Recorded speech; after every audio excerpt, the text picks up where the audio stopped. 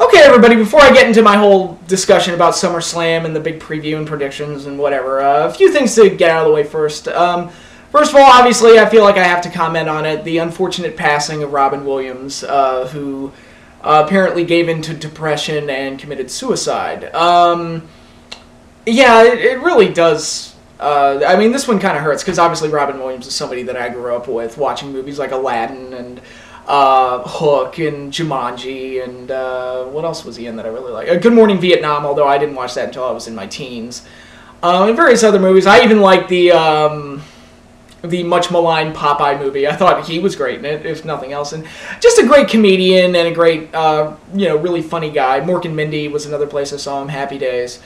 Just really funny, really talented, very energetic. And unfortunately, it's cases like this that kind of make you realize how serious depression can be. And it really sucks to lose such a talented guy. So, obviously my thoughts and prayers go out to his friends and family and everything. And of course, Lauren Bacall, I heard she passed away right before I started filming, and that's another really big one. Of course, she was 89 and lived a long and hopefully happy life. But she was a big name actress and a big star and somebody that my mother grew up watching. So yeah, that one's also a big one too. So yeah, really tough week for celebrity deaths. Unfortunately, but yeah, obviously I did want to comment on that. But moving into other stuff, my question and answers video. Thank you everybody who submitted questions again, and the response to it was mostly positive, although through reading the comments I found out I missed a few of your questions. I'm going to blame that on a lack of organization on my part, because I tried something different with the Q&A in terms of how the questions are submitted. So if I missed your questions, I apologize. That was just an organizational problem on my end, and I'm still trying to figure out how I want to do the Q&A. So the next time I do a Q&A, I'll have a new way of doing it that'll hopefully work better. I'm thinking about just opening up an email account specifically for Q&As and just submit it through that. That'll probably be the best way to do it, because I don't think all of the comments that were posted in the comments section when I asked for the questions to be submitted that way, I don't think all of them came through, and some of them were recognized as spam, which is odd, but I should have double checked that. But yeah, if I missed your question, I apologize, and I will try to make sure that doesn't happen in the future. That was just an oversight on my part, so sorry about that. But let's talk about SummerSlam 2014 coming up this weekend, this Sunday. First of all, the Go Home Raw was not good. It was not a good show. And I definitely have to comment on that. The Hulk Hogan birthday party thing, just shelving out old guys just for the sake of getting a pop. And the Cena Lesnar stuff at the end of it felt a little forced. And in my mind, they'd already set up the match just fine, so there's really no point to the segment. I mean, God, do you remember when the NWO were feared villains and awesome? And now they're like a bunch of old people that sing Happy Birthday just for a pop, and they wear the t-shirt just for a pop. And that to me devalues the whole meaning of what the gimmick was and what the original group stood for and everything. And it kind of reminds me whenever they shelve out the $1 Million Man, I hate how they use Ted DiBiase, where he's just a joke in a backstage segment or something, or he's just a goof, and they treat him like a cartoon character. And I'm just like, this guy was one of the most dastardly villains of his era, and he concocted a conspiracy to steal the WWF Championship. It was one of the, storyline-wise, it's one of the greatest controversies to ever happen in the WWE, and they shelve him out there, and he's just a cartoon character, and I don't like that. It just bothers me. And if you're going to use old guys, use them effectively. Don't just use them for gags or for pops or for jokes. Use them. Find an effective way to use them, and I just didn't like how that whole segment came off. And then I have to talk about the Stephanie Brie segment where they... Oh, my sweet heaven. Okay, between shelving out, or bringing out the NWO, focusing on Hogan, bringing out Ric Flair, and then doing an angle that brought back horrible memories of Claire Lynch, I really felt like I was watching TNA circa 2012 or whatever, 2013. It was just, holy Moses, it's just not it was not a good show, unfortunately. And that whole segment, the Claire Lynch ripoff thing, and apparently the girl they brought out is a worker. Apparently she was trained by Lance Storm, but her acting was atrocious. She looked uncomfortable, and the writing and the execution of the whole segment was just complete bullshit and just awful, and I hated it. So Raw was not very good this week, and lately the Raws leading into SummerSlam have unfortunately kind of declined in quality, and I'm kind of feeling the 3 hours. Like, the major negative of a 3-hour show is that if it's not good, it really, really drags, and lately I've been really feeling the 3 hours, and that's something, that's a trend I hope doesn't continue. But with that, let's go into SummerSlam. 8 matches so far, and I assume that's the whole card. Let me get the major negative out of the way, because this was so disappointing to me. For those of you who've been listening to my videos lately and listened to any of my recent comments on WWE programming, you know that my favorite feud that they've done is Dean Ambrose versus Seth Rollins. I love the rivalry. I love the intensity. I love both guys in their roles. I think Dean Ambrose is the best babyface in the company, and Seth, they were doing great things with him. I defended them canceling last month's match, because I thought the method to the madness was that it's going to set up a bigger match at SummerSlam, and they'll do like an even bigger burn-off, and they're just whetting people's appetites, and it'll be great and good and golden and all that stuff. And I thought they had a plan, and it was good. Unfortunately, the gimmick they went with was a lumberjack match, which I hate lumberjack matches. I'm sorry, I don't like them. I never liked them. And the main reason I don't like them is because you've got, let's say, 10 baby faces and 10 heels. And the heels are all friends, and the faces are all friends, and the faces all help the face, and the heels all help the heel. And that, to me, doesn't make any sense, because I hate it whenever wrestling tries to have, like, this invisible line where, you know, all the heels are on one side and all the faces are on one side. Because, to me, each character should be its own individual personality with their own wants, desires, likes, dislikes, whatever. Not every heel is going to be a friend, and not every babyface is going to be friends. And heels can be friends with babyfaces. Shawn Michaels and Kevin Nash in '96, after Nash turned heel. They kept them friends for a while, and that made sense to me. Why should Shawn no longer be friends with Diesel just because he beat up Bret Hart and screwed Undertaker out of the title? Why would that affect his friendship with Shawn? And ultimately Diesel did turn on Shawn, and it worked, but you know, they built up to it. They didn't just have, it's like, oh, you beat up guys that aren't my friends? Well, I can't be friends with you anymore. That doesn't make any sense. Another great thing they did, Survivor Series 89, I think it was. Bad News Brown, who up to that point was established as a loner, as a guy that hates everybody, that stands by himself, he got into a disagreement with the rest of his Survivor Series team, and he walked the fuck out. And that, to me, just makes him seem like such a believable character. It's like, I'm not friends with you guys just because we're all quote-unquote heels. I fucking hate everyone in this ring. All 7 of you guys, I fucking hate you, and I don't like having partners, so fuck this, I'm out. And that, to me, made him more of a believable character. And, you know, things like that. And lumberjack matches to take all that and throw it out the window, because it just, I said it last year when they did Cena and Ryback in their lumberjack match. I just hate it. And to me, the Dean Ambrose-Seth Rollins feud deserves so much better. And I mean, this is a feud that you could have gotten a cage match out of, or some kind of a gimmick that has to be violent and does one of two things. Either keeps the insanity contained, which would be a cage match, or a chain match, or a bull rope match, or something like that. Something that keeps the insanity contained and keeps them within arm's length of each other, to where all the violence is all contained in the one spot. Or a free-for-all that lets them do whatever the fuck they want, which would be a street fight, falls count anywhere, something like that. And you could have done so many different things, and unfortunately they settled on this really boring-ass lumberjack match where... I'm sorry, I just don't like that gimmick, and it's really disappointing because I really love the feud, I love the characters, and I love the idea of them doing a match at SummerSlam, which was, to me, was going to be the main attraction for me personally. I mean, that was the match I was most excited for until they announced it was going to be a lumberjack match. Like, well, kind of sucked the air out of that. But hopefully they'll make it work and they'll make it entertaining. I just had to go on a rant and talk about how much I just don't like lumberjack matches and how I felt this feud deserves so much better. And really, it doesn't make any sense because Dean Ambrose and Seth Rollins pretty much have no friends through their history in the Shield, where they beat the fuck out of everybody. Like, all the baby faces should be like, fuck you, Ambrose, and all the heels, you know, they should be like, fuck you, Rollins, we don't like you, fuck you. You beat us up, you know? And I don't know, I just don't like it. I could also see them doing something where Triple H buys off all the lumberjacks and has them beat up Ambrose and gives Rollins the easy win, which makes Ambrose look like a fucking idiot that he picked the match in the first place.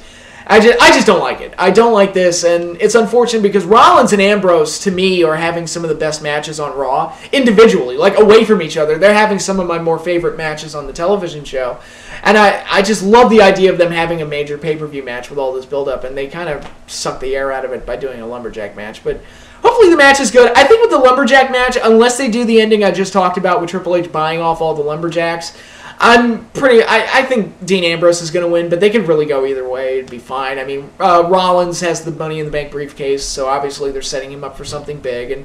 But Ambrose is, to me, the best babyface they have, so it would be okay if they gave him the win as well. So they could go either way. It'd be fine. I just wish it was a better gimmick match because, you know, virtually any other gimmick, and it could potentially be a show stealer.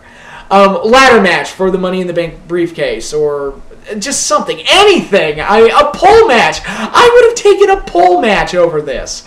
It's just, fuck. Anyway, so that's that.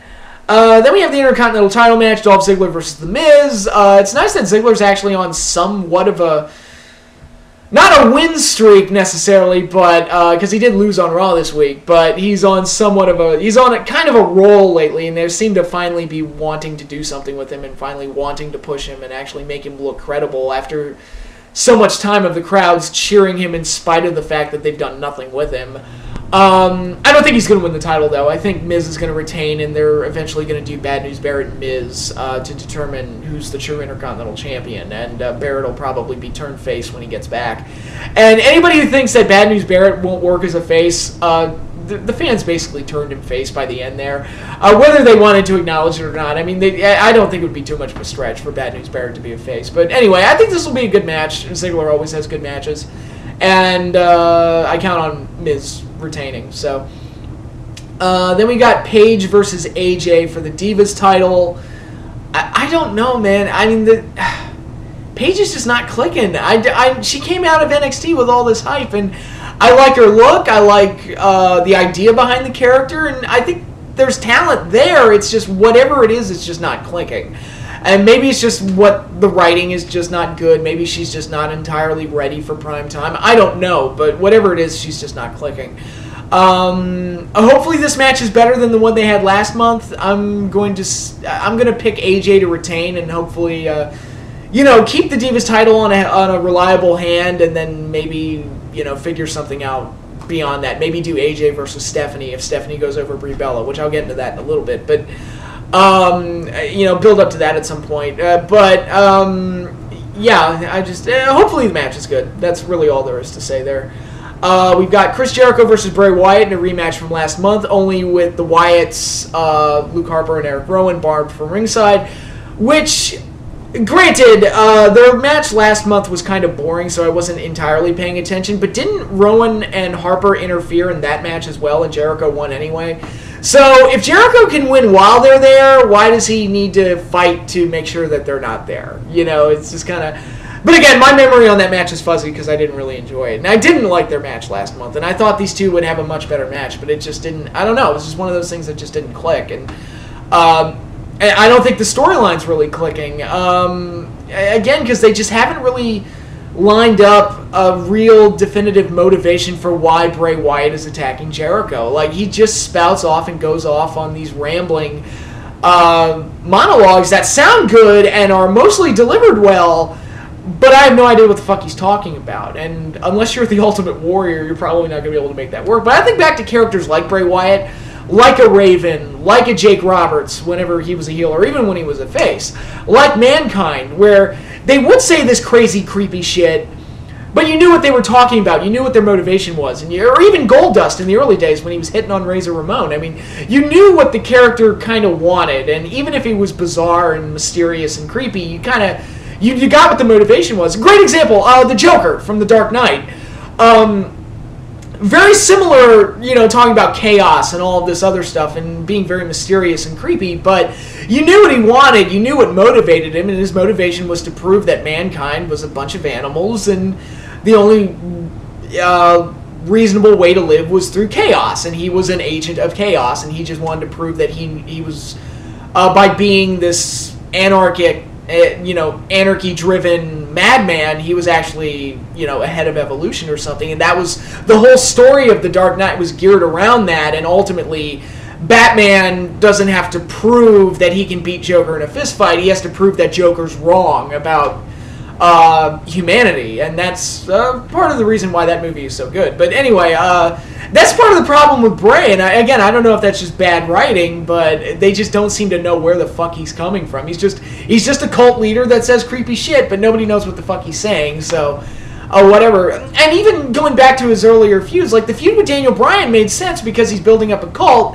and he thought that Daniel Bryan would be perfect for his cult, so the entire feud was geared around him trying to seduce Daniel Bryan into joining his little gang, and that was the whole storyline. Even if the message wasn't clearly defined yet, it was kind of saying, it's like, look, you've stood by the fans and they haven't helped you and you only get knocked down, join me and you'll get everything that you want. So there was actually somewhat of a motivation there, but this, as it stands now, it's just kind of like, alright, they're just babbling back and forth. But hopefully they're able to have a good match with it, and I would think that Bray would go over, and hopefully post SummerSlam they're able to figure something out with him. But yeah, what else? We have a flag match, Jack Swagger versus Rusev, and my problem with this is not with the feud itself necessarily, because I think they've done some decent things with the feud, but to me this is just a glorified game of capture the flag, and from what I've read, this is going to be a way for Swagger to get a win over Rusev without actually pinning him or making him submit.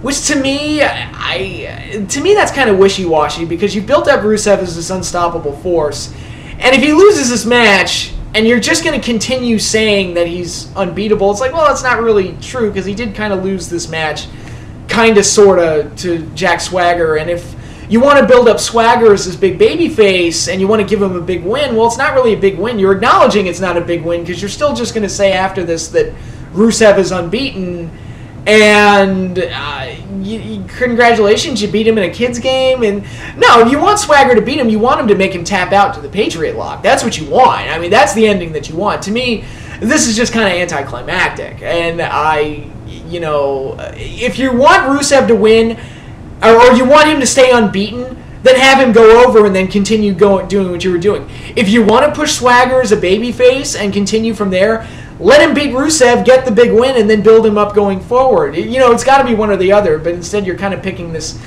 safe, 50-50 kind of spot that, it kind of... Because why should I care? It's like, all right, Swagger won a kid's game, and Rusev is still going to say he's unbeaten anyway, so it doesn't really accomplish much of anything beyond getting a pop out of the crowd, which is not the most dramatically interesting thing to shoot for, but whatever. There's one more match I'm forgetting. Roman Reigns versus Randy Orton, which I was kind of hoping they do Roman Reigns versus Triple H, but apparently they want to save that for Night of Champions when the subscriptions to the network are up, and they want one of the biggest matches possible to make that, to ensure that people resubscribe or re-up their subscription or whatever. That's all well and good. Unfortunately, I don't think the feud has done much for Reigns outside of keeping him in kind of that upper mid-card spot. For a while, the longest time, it looked like the feud was Kane versus Orton, and Roman Reigns was just the interloper, kind of interfering in the feud, and they haven't done a whole lot creatively with it outside of Orton beating the holy shit out of him. They didn't really do much with this build-up. And Roman Reigns, they're kind of getting repetitive with him, where it's every show he hits the Superman punch, every show he hits the spear, every show he hits the drop kick, and these are all things that you really should hold off on. I mean, we buy that Roman Reigns is a badass. We buy that he could beat up just about anybody on the roster. You don't have to constantly show it to us, because we believe it. And I keep going back to Goldberg, but Goldberg, yes, every match would end spear jackhammer, but he was always throwing in these new moves, so it was like you couldn't prepare for him. And that was part of the problem with Ryback, where all of his matches looked exactly the same, and eventually it just kind of became this formula. And unfortunately, they're getting into that spot with Roman Reigns, and that's not what you want to do if you want to build this guy up to a main event position. So this match is going to be a big test for him, and whether or not they can kind of make him look presentable as an upper-tier star. And I hope it works out, because I think there's a lot of potential with Roman Reigns, but there's also a lot of potential that he could turn into John Cena in a bad way. And I don't want that for him. I like him a lot more than I've ever liked John Cena, and I don't want him to be ruined. But, you know, WWE with their baby faces, they don't always execute well. I remember when Edge turned babyface. Like, okay, the rated R superstar Edge as a babyface, great idea. Love it. What they did, him saying spear a million times and being a gigantic weirdo that didn't make any sense, I hated it, and it was stupid, and it sucked, and I did not like Edge's babyface. I much preferred him as a heel. But anyway, Roman Reigns is going to go over regardless of how the quality of the match is. I just hope the match turns out well, and they're able to build up Roman Reigns going forward. But next we have what is basically the most built-up match, the biggest built-up match on the show. Stephanie McMahon versus Brie Bella. They've given them a lot of main event angles on Raw to build this matchup, and the fans really seem to be reacting well to it. And to their credit, aside from what happened on Raw this week, which that Claire Lynch ripoff segment was awful, the girl even kind of looked like Claire Lynch, which was just astounding. It's just shocking to me. It's like, WWE, really? Of all the angles from TNA you could have ripped off, you ripped off the Claire Lynch one, the one that everyone pretty much universally panned. It didn't make any sense. It was one of the worst storylines they've ever done. You ripped that off heading into SummerSlam, one of your biggest shows. Explosion.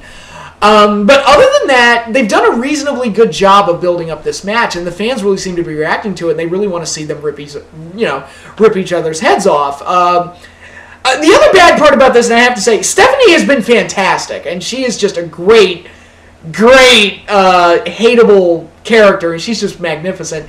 Brie Bella is horrible, and she can't act worth shit, and she's really been the down point of this whole thing, and like, she kind of gets reduced to being a robot, where she just says, "I'll see you in court, you bitch. You're a bitch." And you're just like, man, she does say bitch a lot. It's, for those of you who have seen Rick and Morty, the episode where they do the Freddy Krueger parody character, Scary Terry, and he just runs around saying bitch the whole time, and eventually Morty just looks at Rick and goes, "Well, what's she, Rick? You sure does say bitch a lot."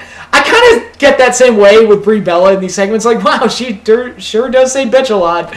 But, yeah, her acting's terrible. But overall, the segments have come off really, really well. And I really like the contract signing where they made Stephanie look physically dangerous by hitting the pedigree. And the segment they did where Stephanie got arrested, I thought that came off really well and was a good, like, really launch pad to getting the feud on track for SummerSlam. And doing a really good job. And a lot of people on the internet are shitting on the fact that they're doing this match, and I can understand why, because it could very well turn out to be a disaster. But, it's not always about putting the two best workers together and, putting them on there and people are just instantly going to get excited and want to see the show.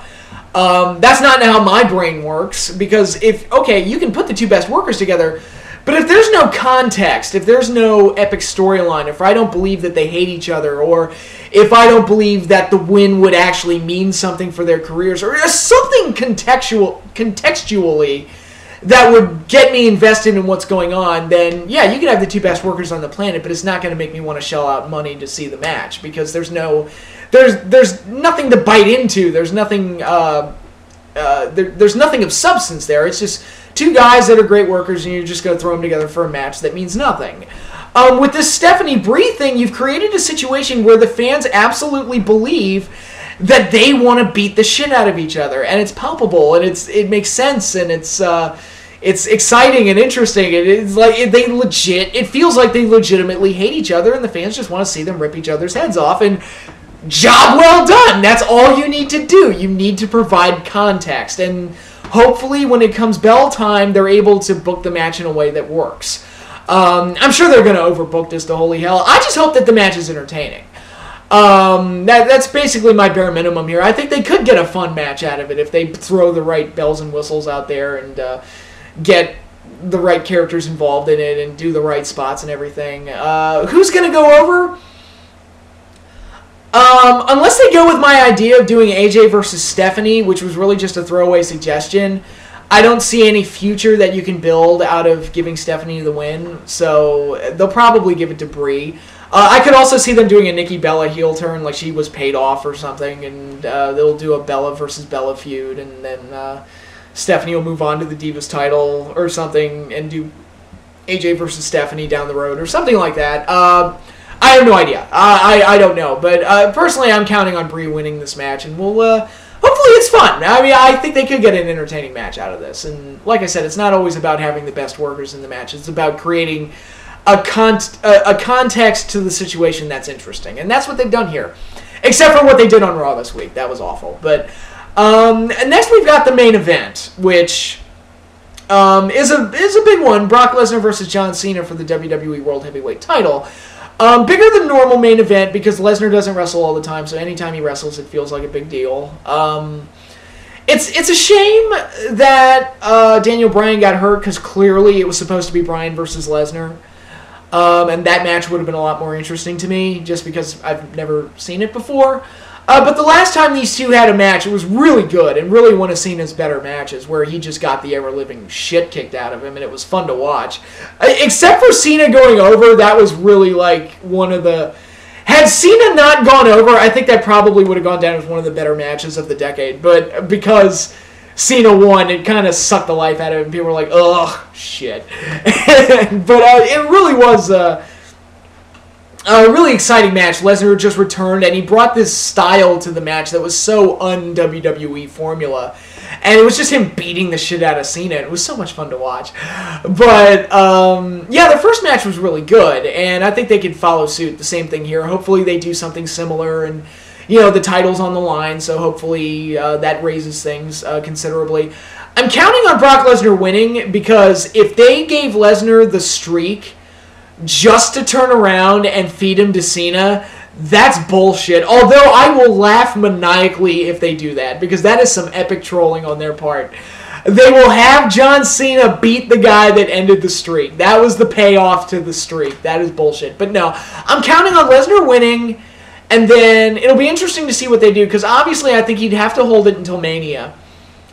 And he would then drop it to either returning Daniel Bryan or Roman Reigns, who had hopefully not been screwed up by that point.